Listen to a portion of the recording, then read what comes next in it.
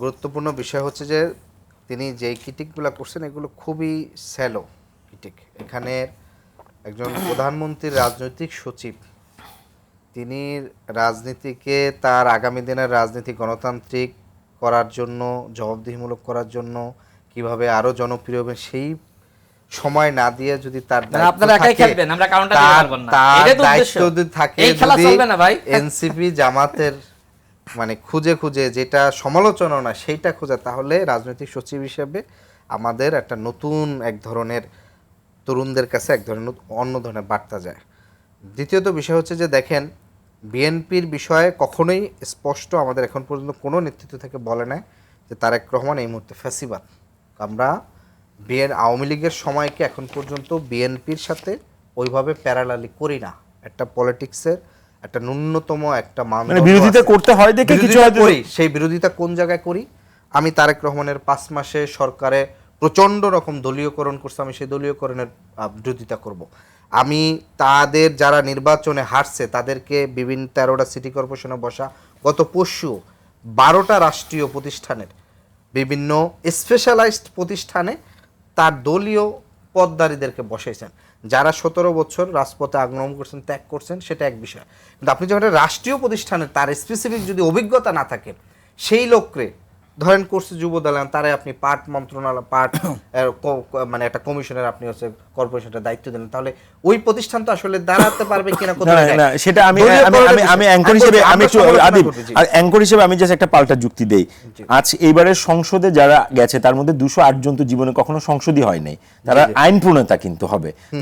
মানে যেখানে সংসদের মতো জায়গায় পূর্ব অভিজ্ঞতা ছাড়া আমরা ওনাদেরকে পাঠাচ্ছি, সুতরাং এই ধরনের আইনে কিন্তু কোনো একটা বিষয় হচ্ছে আমার আন্ডারস্ট্যান্ডিং, আপনি পাঠাচ্ছেন সেখানে জনগণ তাকে নির্বাচিত করে পাঠাচ্ছে, আর এখানে জনগণের দ্বারা নির্বাচিত সরকার তাকে পুনরায় নির্বাচিত করে পাঠাচ্ছে। এখানে জনগণের দ্বারা নির্বাচিত সরকার তার দলীয় নেতাকর্মীদেরকে রিওয়ার্ডেড করতেছে, মানে না, এখানে রিওয়ার্ডেড করার বিষয় হচ্ছে যেটা যোগ্যতম ব্যক্তিকে দিচ্ছে কিনা সেটা হচ্ছে বিবেচনা। দলীয় যে পোস্ট যেটার সাথে পলিটিক্যাল এঙ্গেজমেন্ট, পলিটিক্যাল, সেটার একটা বিষয়। কিন্তু আপনি যদি বিশেষায়িত প্রতিষ্ঠানে আপনি যদি একেবারেই দলীয় লোক দেন, যার আসলে ওই বিষয়ে এক্সপার্টিস তো দূরের কথা, ধরেন তাকে ঠিক আছে দূরের কোনো যোগাযোগ নাই, দূরতম যোগাযোগ নাই, তাহলে এটা রাষ্ট্রীয় প্রতিষ্ঠানকে এক ধরনের একেবারেই নাজুক।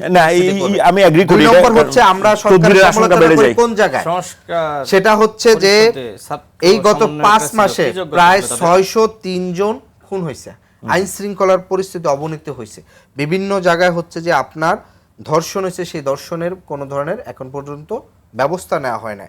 গুরুত্বপূর্ণ আরেকটা উনি মাঝখানে একটা প্রশ্ন করেছেন, আমি বলি, উনি বলেছেন যখন আপনার সংস্কার কমিশন গুলো হয় তখন কিন্তু প্রত্যেকটাতে ছাত্র প্রতিনিধি, তার তো কোনো অভিজ্ঞতা নেই। না, সেখানে যেটা হয়েছে, এখানে আমি আপনাকে বলি, এটা এখানে গুরুত্বপূর্ণ একটা বিষয় আপনি বলছেন।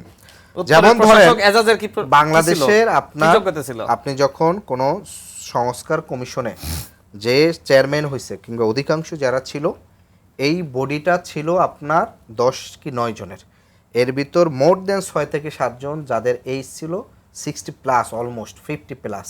এখন আমাদের দেশে যেটা সংকট, যে এরা যখন শেষ হয়ে যায়, মানে যাদের লাইফ সাইকেলটা শেষ হয়, নতুন কোনো লিডারশিপ তৈরি হয় না, বরঞ্চ ওখানে শিক্ষার্থীদের দেওয়া, আমি মনে করি তাকে ওই আমরা কি পেলাম, জাতি কি পেলাম, সেই সংস্কারটা কই এখন? না, সেই সংস্কারটা তো তাদের প্রস্তাব করছে, সেটা তো গভর্নমেন্ট বাস্তবায়ন করবে। ভাই ডিস্টার্ব করেন না প্লিজ। কোথায় ছিলেন? না, আমার বক্তব্য এখানে কোথায় ছিলেন সেটা তো আপনি তো ডিস্টার্ব করতে পারেন না, আপনার তো এমনিই তো মিডিয়ার বক্তব্য দেওয়ার সুযোগ তো, কোন আরেকজন ডিস্টার্ব করেন। বলেন আদি বলেন। তারেক রহমানের সেই জায়গা থেকে আমরা আইন শৃঙ্খলা সমালোচনা করছি স্পষ্ট আকারে, দলীয়করণ করার বিষয়ে আপনার মত প্রকাশের স্বাধীনতার ক্ষেত্রে যে খর্ব হয়েছে, অনেক জায়গায় আপনার হচ্ছে সমালোচনা করার ফলে স্থানীয় নেতাদেরকে আটক করছে। আজ গতকালকে জালকাটির এক যুবককে আটক করছে, মামলা হয়েছে, আমাদের প্রতিমন্ত্রী তার আমাদের হচ্ছে নুরুল হক নূর ভাই তার হচ্ছে সমালোচনা করায় তার বিরুদ্ধে মামলা হয়েছে, আটক করছে। তাহলে এই যে ধরেন দলীয়করণ, আপনার হচ্ছে আইন শৃঙ্খলার অবনতি, গণভোটের গণরায় বাস্তবায়ন না করা, এবং একই সাথে ঐতিহাসিক রাজনৈতিক প্রতিশ্রুতি ভঙ্গের ধারাবাহিকতা, 90-এ রাজনৈতিক প্রতিশ্রুতি দিয়ে আসছিল তত্ত্বাবধায়ক সরকার সাংবিধানিক করবে, সেটা করতে না গিয়ে আবার 12 দিনের জন্য নির্বাচন করছে খালেদা জিয়া। 2001 থেকে 6 সালের তত্ত্বাবধায়ক সরকার প্রধান শুধুমাত্র নিজেদের পছন্দের লোক রাখানোর জন্য KM হাসানের জন্য বয়স 2 বছর বাড়াইছে। ঠিক এই বছর এসে এই রাষ্ট্রপতিকে 6 মাস রাখছে এই কারণে যাতে পরবর্তী নির্বাচনের সময় তাদের মনোনীত রাষ্ট্রপতির আন্ডারে যেন নির্বাচনটা এবং সরকারটা যেন থাকে। তো ফলে এই যে ঐতিহাসিকভাবে রাজনৈতিক প্রতিশ্রুতি বঙ্গ এবং সেটাকে গর্বের সহিত বলা, বিএনপির স্থায়ী কমিটির সদস্যরা বলছে যে আমরা গণভোটে হ্যায়ের পক্ষে বলছি যাতে নির্বাচনটা হয়। তাহলে এই যে ধরেন আপনি যদি মনে করেন যে তাহলে মানে আপনি কি একটা অংশ তো আপনাকে গণভোটের জন্যই ভোট দিছে, ধরলাম 40% আপনার দলীয় কর্মী, তারা 30% লোক তো আপনাকে, তার মানে তাকে আপনি ডিরেক্ট প্রতারিত করছেন এবং সেটা গর্বের সহিত আপনি বলছেন। আপনার জামাতের সাথে এনসিপির সাথে আপনার রাজনৈতিক প্রতিদ্বন্দ্বী থাকতে পারে, কিন্তু সেটা আপনি জনগণকে বোকা বানিয়ে একেবারে হচ্ছে তাদেরকে হচ্ছে রাজনৈতিকভাবে ইয়া করাটা, সেটা একটা কাফিবাড়ির সাথে একটু জাস্ট আমি একটু ক্রিটিক করতে চাই।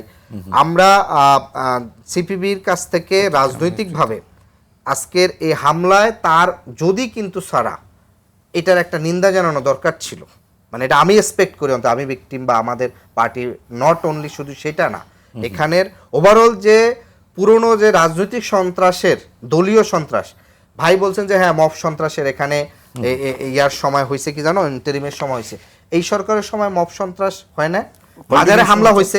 তাহলে এখানে তো বিএনপি সরকারকে আমরা সবসময় এটা ক্রিটিক করছে কি যে অন্তর্বর্তী সরকারের কোনো গার্ডস নাই, তৃণমূলে তাদের কোনো সামাজিক স্ট্রাকচার নাই, শুধু আইন শৃঙ্খলা দ্বারা এটা দমন করা যাবে না, নির্বাচিত সরকার আসলে এগুলো একদিনে ঠিক হয়ে যাবে।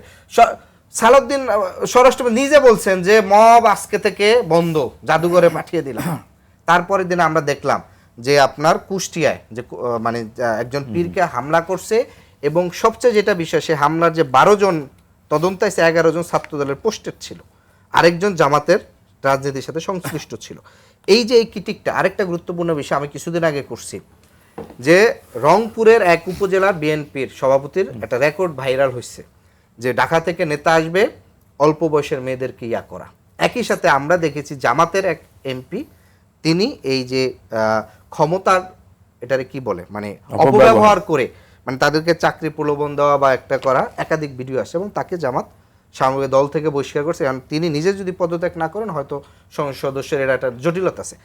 আমরা আরো 3 মাস আগে বলছি যে বাংলাদেশের পলিটিক্যাল এক্সপ্লয়টেশন, নারীকে ক্ষমতা ব্যবহার করে নারীদেরকে, আওয়ামী লীগের সময় আমরা দেখছি ইডেন কলেজের ছাত্রীরা স্পষ্ট অভিযোগ করছে তাদেরকে জোর করে রাজনৈতিক নেতাদের বাসায় পাঠানো হইতো। বিএনপির স্পষ্ট বক্তব্য, বিএনপি দলীয় কোন এই বিষয়ে কোনো স্পষ্ট বক্তব্য দেয় নাই যে রংপুরে যেই নেতা এই বক্তব্য দিচ্ছে, তার মানে এটা তো একটা কালচার হিসাবে ওখানে এস্টাবলিশ।